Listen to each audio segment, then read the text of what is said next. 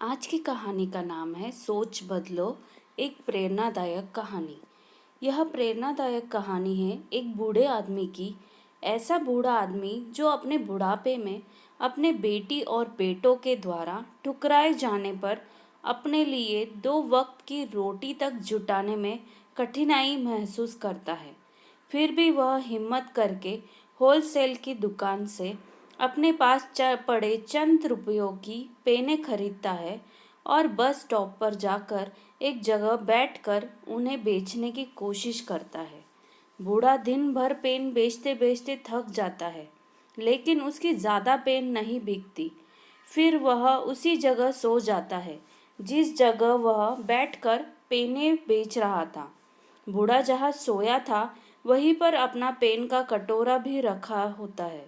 बूढ़े को ऐसी अवस्था में सोते हुए देख आते जाते लोगों को उस पर दया आती है और वह उसके कटोरों में पैसे डालना शुरू कर देते हैं। जब वह बूढ़ा जागता है तो देखता है कि उसकी पेन एक भी नहीं कम हुई है और उसके कटोरे में काफ़ी सारे पैसे जमा हैं। वह समझ जाता है कि लोगों ने उसको भीख देना शुरू कर दिया है। अब बूढ़ा हर दिन उसी जगह पर आता है, थोड़ी देर बैठता है और वहाँ लेट जाता है और इस तरह से उसे हर दिन ढेर सारे पैसे भीख के तौर पर मिलने लगते हैं।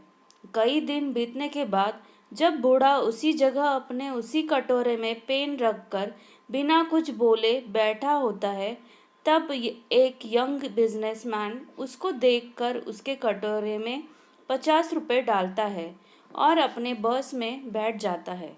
कुछ सेकंड बाद उस बिजनेसमैन को क्या सूझता है पता नहीं कि वह बस से नीचे उतरता है, उस बूढ़े के पास आता है, उस कटोरे से कुछ पेन उठाता है और उसे कहता है कि वह पेन की कुछ कीमत है और मैं आपको कीमत देकर यह पेन ले रहा हूँ।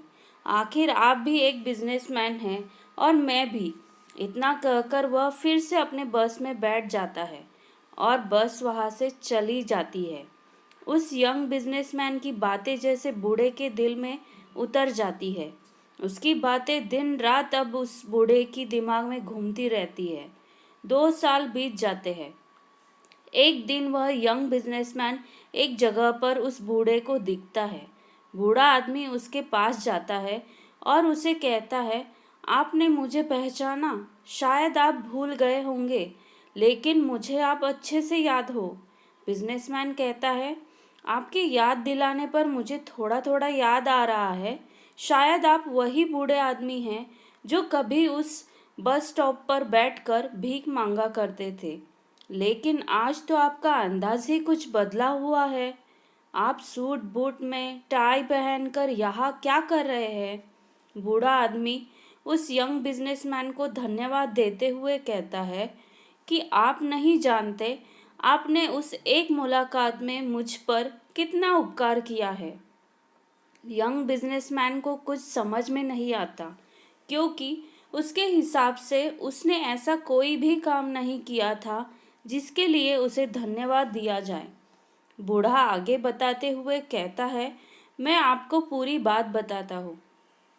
उस दिन जब आपने मुझ पर दया ना दिखाते हुए अपने पैसों के बदले मेरे कटोरे से पेन उठाई और जो शब्द आपने मुझसे कहे कि पेन की भी कीमत है और आपकी तरह मैं भी एक व्यापारी, इन शब्दों ने मेरे दिल दिमाग पर आंदोलन कर दिया।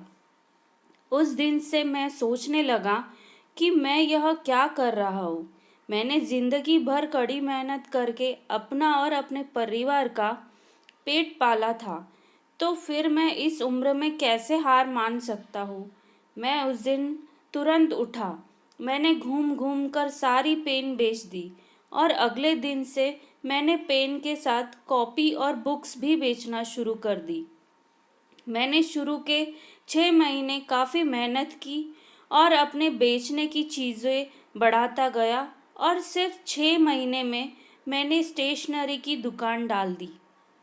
मेरे अंदर जो मेहनत करने की लगन आपने पैदा की थी, उसकी वजह से मैं इतने पर ही नहीं रुका।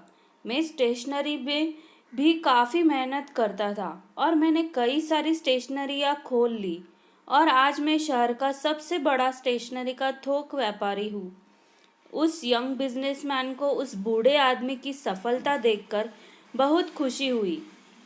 उसने बूढ़े आदमी को गले से लगा लिया और उसे कॉन्ग्रेचुलेशन कहा।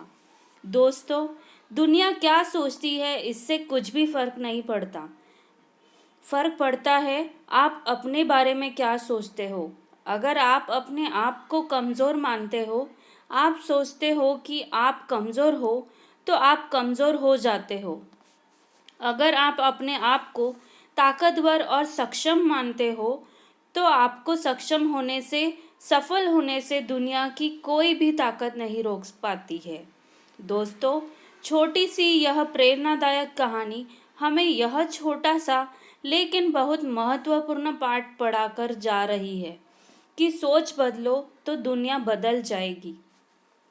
आशा करती हूँ कि आज की कहानी आपको ज़रूर पसंद आई होगी। अगर पसंद आई तो मुझे कमेंट में लिखकर ज़रूर भेजिएगा। धन्यवाद।